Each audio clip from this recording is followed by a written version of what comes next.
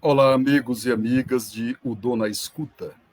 Com alegria nos encontramos mais uma vez nesta tarde de quinta-feira para este momento no qual refletimos e oferecemos uma palavra de fé, uma palavra de vida.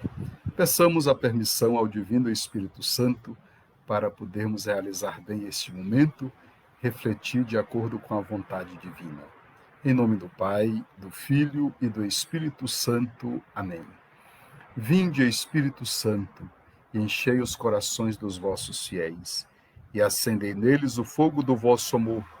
Enviai, Senhor, o vosso Espírito, e tudo será criado, e renovareis a face da terra.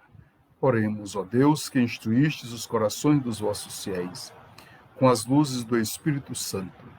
Fazei que apreciemos retamente todas as coisas, segundo o mesmo Espírito, e gozemos sempre de sua consolação. Por Cristo nosso Senhor. Amém.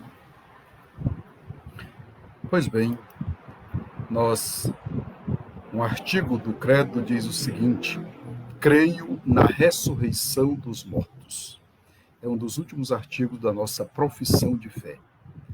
Na próxima segunda-feira, dia 2 de novembro, nós celebraremos o Dia de Finados, a comemoração dos fiéis falecidos. Esta é uma tradição antiga na vida da Igreja, uma tradição milenar que remonta do século XI, mais ou menos no ano 1030. Iniciou-se esta celebração lá no mosteiro de Cluny, na França, onde os monges começaram a celebrar a comemoração dos fiéis falecidos. Esta celebração foi se disseminando pelo mundo ocidental e também pelo mundo oriental. Em pouco tempo já estava presente em todo o mundo. E o Papa Bento XV, em 1918, portanto no século passado, na época da Primeira Guerra Mundial, ele concedeu aos sacerdotes a faculdade de celebrar 3 missas no dia de finados. Pensando bem que aquela era a época da Primeira Guerra Mundial, e a Primeira Guerra Mundial ela foi terminada com uma pandemia, que foi a pandemia da gripe espanhola, hoje chamada H1N1. Essa pandemia, aqui no Brasil, ela matou 35 mil pessoas, numa época em que a população brasileira era de 30 milhões e 600 mil habitantes. Hoje, 102 anos depois, vivemos também uma época de pandemia, e uma pandemia que matou muita gente também no mundo e aqui no Brasil. Já são mais de 158 mil pessoas mortas pela Covid-19 ou coronavírus. Hoje é uma população no Brasil de 209 milhões de habitantes. A porcentagem é um pouco menor do que aquela quantidade de pessoas mortas na pandemia do século passado, mais de 100 anos depois. No entanto, é a morte que nos incomodou ainda mais fortemente e que tanto mexeu com as nossas estruturas durante este ano de 2020. E a morte permanece sendo um mistério. O mistério da morte é um mistério profundo na vida da pessoa humana, tanto para aqueles que acreditam, como também para aqueles que não acreditam. A pergunta que sempre vem à tona e que não cala em nós é: ser cristão muda alguma coisa no modo de considerar e de enfrentar o mistério da morte? Qual o sentido último da existência humana? Qual é o sentido da vida? Qual é o sentido da morte? E a resposta se encontra no mais profundo da nossa fé. Meus irmãos e minhas irmãs, no mais profundo da nossa fé. A resposta somente Deus pode nos oferecer, uma resposta Para o cristão, a morte não é o resultado de uma luta trágica que se deve afrontar com frieza e muitas vezes com cinismo. Não. A morte dos cristãos, ela segue os passos da morte de nosso Senhor Jesus Cristo. Como diz a introdução ao Missal Romano, é um cálice amargo, porque fruto do pecado para os cristãos, não para Cristo. Cristo não tinha o pecado, no entanto, ele passou pela experiência da morte e pela sua morte trouxe para nós a salvação. São Paulo diz na carta aos Romanos, capítulo 5, versículo 12, diz o seguinte: o pecado entrou no mundo por meio de um só homem, e o seu pecado trouxe consigo a morte. Como resultado, a morte se espalhou por toda a raça humana, porque todos pecaram. É um cálice amargo a ser bebido até o fim, porque é a vontade do Pai. É vontade do Pai não que se sofra, não que se morra, mas é vontade que passemos para os seus braços, porque no outro lado do limiar, quem está a nos esperar é o Pai, de braços abertos para nos acolher. E assim, a morte é, para o cristão, uma vitória com aparência de derrota, uma vitória com aparência de fracasso. Morte que é essencialmente não morte. É vida, é glória, é ressurreição. Portanto, é para o cristão também uma vitória com aparência de derrota. E para a morte mesma, para o pecado, é uma derrota. É para o pecado e para a morte uma derrota. A morte que é essencialmente o retorno para os braços do Pai. Como se dá tudo isso? Não há uma resposta. Ao ser humano, a mim nem a você, compete dar uma resposta. Não cabe a nós medir a imensidão do dom de Deus, por Ele oferecidos, por Ele prometido e garantido para todos nós. A despedida dos fiéis falecidos, ela é acompanhada da celebração da Eucaristia para os cristãos católicos. E a Eucaristia é a memória da morte e ressurreição de nosso Senhor Jesus Cristo, que é o penhor da nossa ressurreição, ou seja, ela é a garantia da nossa ressurreição. Tem um prefácio da Santa Missa que ele diz o seguinte: nele, em Deus, refulge para nós a esperança da feliz ressurreição. E aos que a certeza da morte entristece, a promessa da imortalidade consola.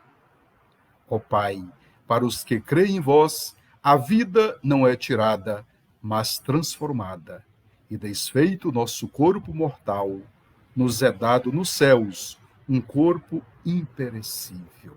Esta é a garantia da vida eterna.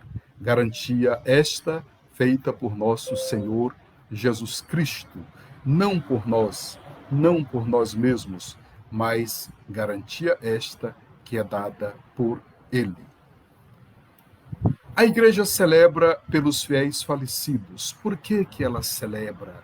Por 3 motivos. Pela sua fé. E ela celebra primeiramente porque acredita na ressurreição de Cristo. Eu sou a ressurreição e a vida.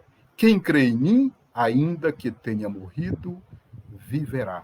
João capítulo 11, versículo 24.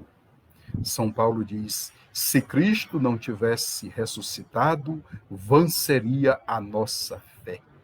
Mas ele ressuscitou. E aí, ó morte, onde está a tua vitória? A vitória de Cristo, ela se torna também assim a nossa vitória. Então, o primeiro motivo é esse, porque a igreja, nós como igreja viva, acreditamos na ressurreição de Cristo. Segundo motivo, porque celebramos? É porque nós acreditamos na ressurreição do corpo. De fato, é o que diz o penúltimo artigo do credo da nossa fé. Creio na ressurreição da carne. A nossa ressurreição. Nós acreditamos na nossa ressurreição e por ela nós esperamos. De fato, o mesmo Evangelho segundo João, no capítulo 6, versículo 40, diz: pois esta é a vontade do meu Pai, que toda pessoa que vê o Filho e nele crê, tenha a vida eterna, e eu o ressuscitarei no último dia. É esta a nossa esperança, que se torna para nós uma certeza, porque é a palavra de vida, é a palavra do Filho de Deus, nosso Salvador, que é o caminho, a verdade e a vida. Esta é a palavra verdadeira, que tem uma eficácia em nossa vida, que nos ajuda agora a viver na esperança. A nossa vida de cristãos, ela é sustentada, ela é conduzida pela esperança. São pequenas esperanças que vão compondo a nossa vida no dia a dia. E a grande esperança é aquela da ressurreição definitiva, ou seja, do encontro definitivo com o Pai, e com Ele ter aquela visão beatífica, onde no céu, na comunhão com o Pai, com o Filho e com o Espírito Santo, com os santos e santas, com os anjos, nós esperamos um dia conviver. Portanto, isso é para nós fé, e é motivo de alegria e é motivo de esperança. Terceiro motivo, porque a igreja celebra pelos fiéis falecidos, porque ela acredita na solidariedade humana. Como é importante o gesto de presença, de atenção, de carinho, de cuidado, que a gente realiza no momento de luto, no momento de tristeza. Hoje mesmo nós celebramos já a despedida do seu Jonas. Seu Jonas Aquino, que é o pai do Monsenhor Carlos Seixas, foi chamado para a casa do Pai no dia de ontem, depois de uma longa enfermidade, depois de longos sofrimentos. Nosso Senhor lhe chamou para o seu convívio ontem. E assim, hoje nós celebramos a sua despedida. E ali, a filha dele, a Socorro, dizia numa mensagem bonita que fez no final da Santa Missa, disse: há coisas que somente Deus pode nos fazer compreender. Nós não compreendemos neste momento. Somente Deus pode nos fazer compreender, e nós compreendemos através da nossa fé. Somente Deus pode nos dar. E assim, a solidariedade humana é um momento muito forte da necessidade de alguém que precisa, no momento de luto, no momento de dor, encontrar o abraço, não é, a mão amiga, não é, que aperta, não é, o abraço amigo, embora nesse período de pandemia, marcado por tantas restrições, que mais aumentou ainda o sofrimento de alguém que perde um ente querido, a gente não possa abraçar, não possa tocar. No entanto, isso não nos impede de olhar, de mandar uma mensagem, e quando for possível, a presença mesma, o abraço amigo. Muitas vezes não precisa palavras, não há palavras às vezes para que possam expressar o nosso sentimento de amizade, de fraternidade, mas a presença, muitas vezes um olhar, e quem sabe também uma palavra amiga.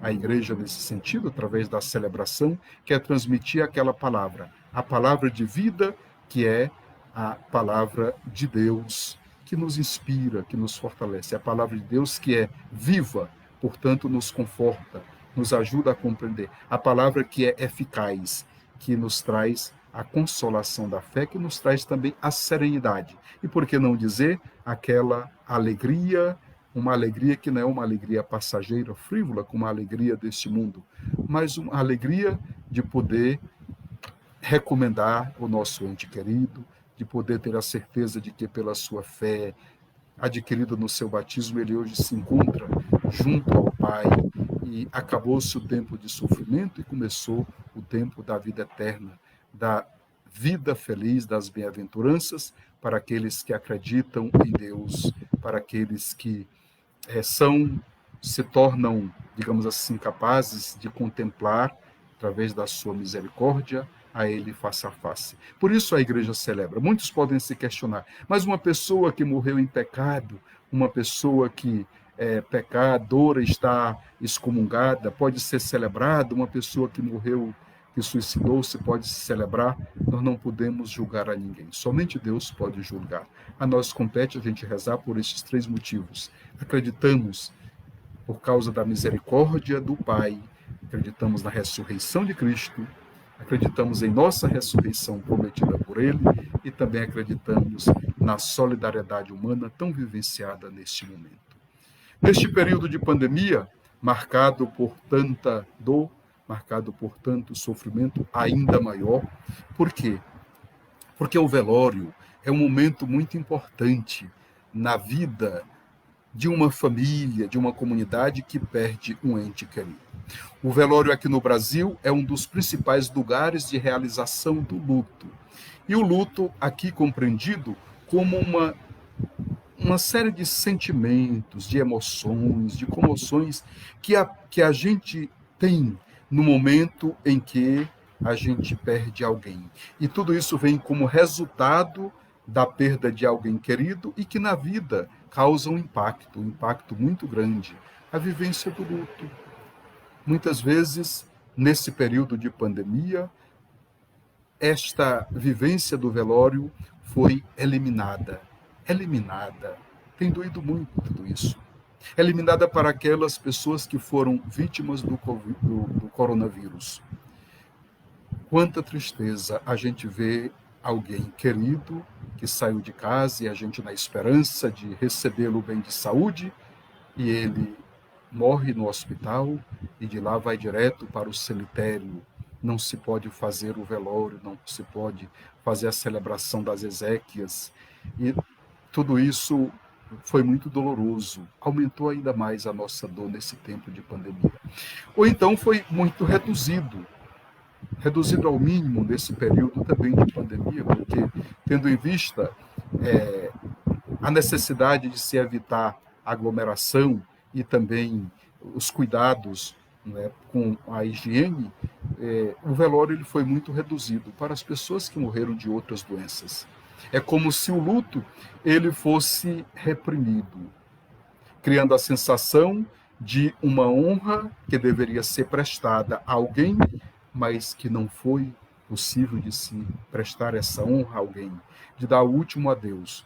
O mesmo para a impossibilidade de se participar de uma missa de 7º dia, durante esse período que se passou, às vezes as missas de 7º dia, que são também aqui para nós no Brasil, com um momento forte de vivenciar este luto, de vivenciar também a solidariedade humana e cristã, muitas vezes não podemos realizá-lo presencialmente, né? E aqui, muitas vezes nesse momento, é o lugar de fazer a memória. É um símbolo do luto, aquele momento em que se celebra tanto o velório como também o momento da celebração do 7º dia.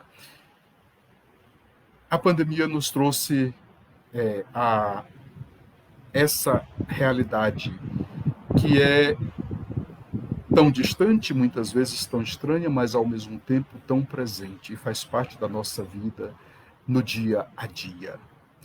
Do ponto de vista pastoral, meu irmão e minha irmã, o retorno às atividades, que paulatinamente vai acontecendo, esse retorno, tanto em nossas comunidades, em nossas famílias, com os encontros, com as celebrações, com todos os protocolos estabelecidos pelas autoridades sanitárias, esse retorno ele deverá proporcionar em nós iniciativas para que os fiéis que perderam os seus entes queridos possam fazer essa experiência da vivência do luto.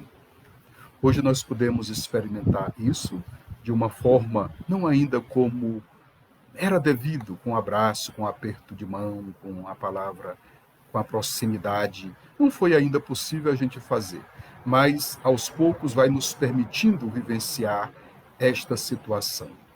Momentos celebrativos, grupos de escuta e de acompanhamento espiritual deverão também ser formados e aqui realizar esse momento, proporcionar às pessoas a oportunidade de compartilhar a vida, a dor, o sofrimento.